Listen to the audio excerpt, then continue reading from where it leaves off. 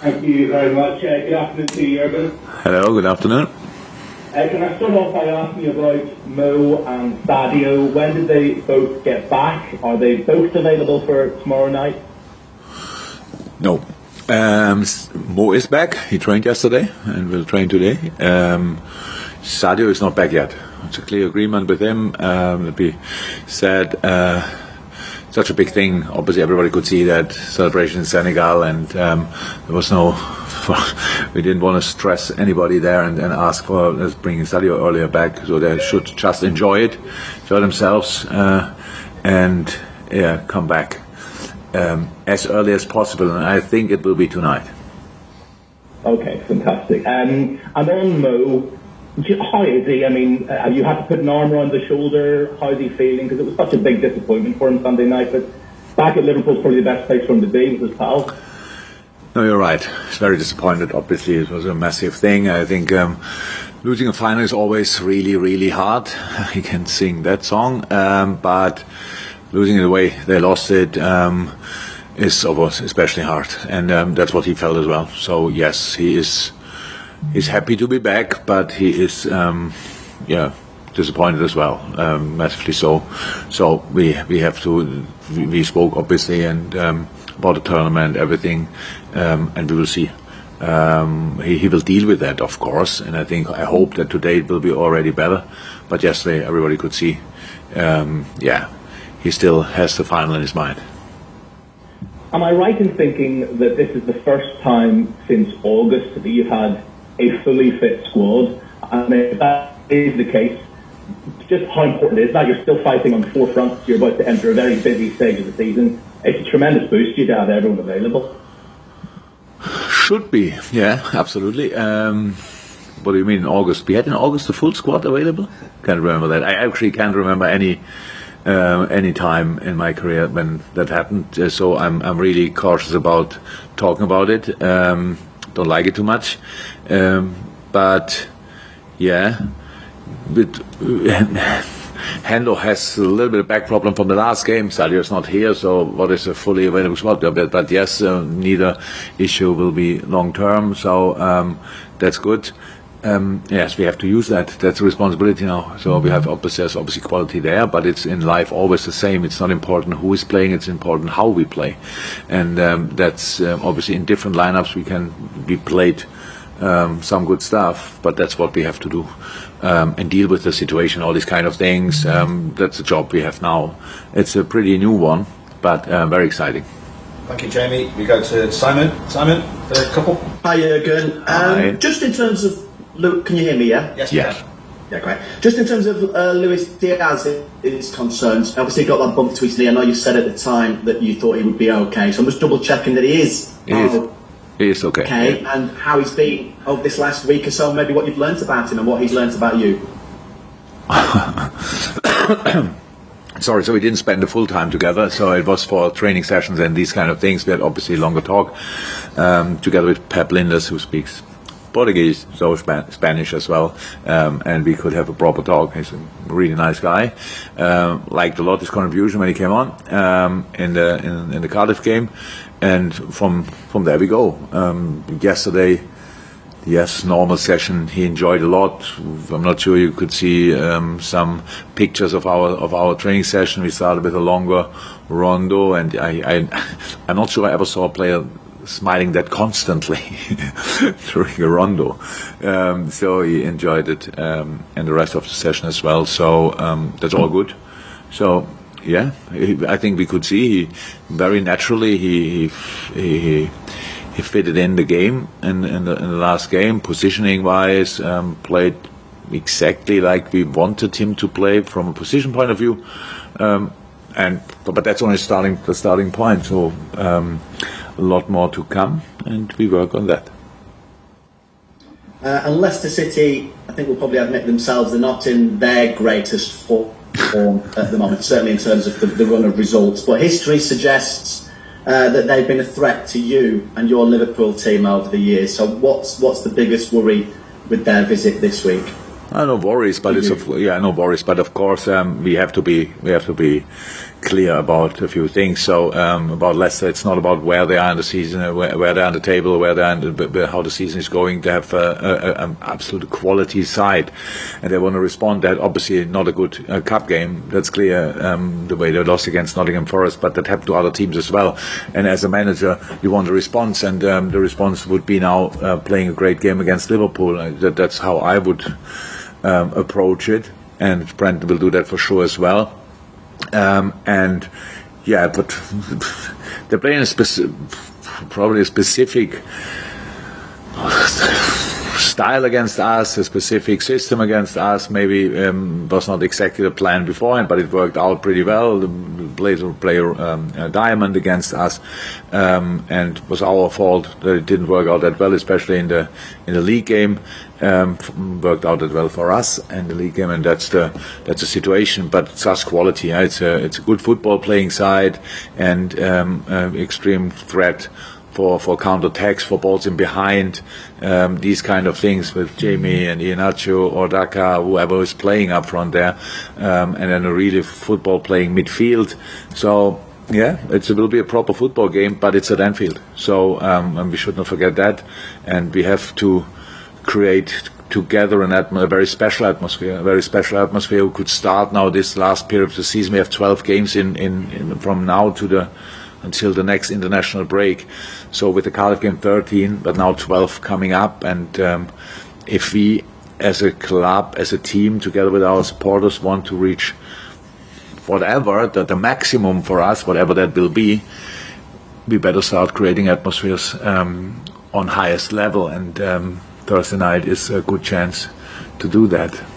Thank you. We go Juliet, Ian Abraham, and then Jurgen, I was just going to ask you, now that you have almost a fully fit squad available, just a word on the players who have stepped in and stepped up with the absences of Sadio and Mo Salah, and you've had the Brazilian players who've been away as well, and you've had injury to contend with. Those players who've come in though and stepped up and kept you on this form that you're on. There's so many, but are we talking about the young boys or the players who did all the other players? The young boys and the players that haven't had some of the opportunities that they could have had in the past. Yeah, but the young boys are great, absolutely great, and their future is bright. All this kind of thing. That's really cool. It's really cool, and that we could give them the opportunity to do it was great. That they took it was absolutely great, and the work with them will never stop.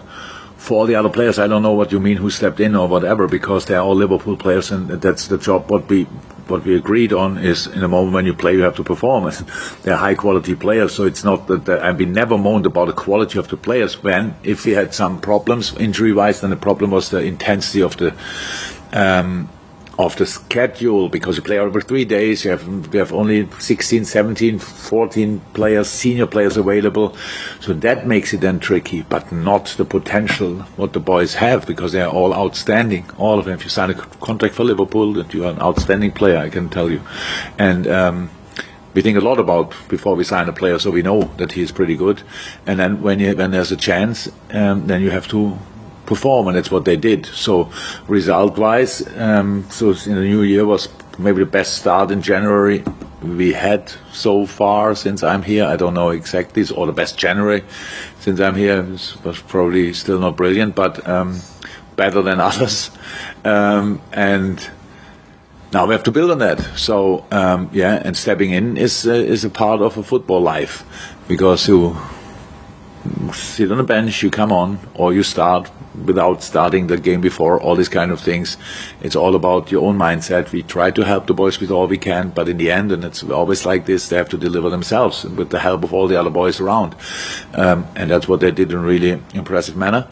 And that's what we have to do in the next few weeks and months as well. Thanks. Okay, we'll take one from Ian, and then we go to Chris from Merseyside and Carl from PA to finish. Hi Jurgen, how are you?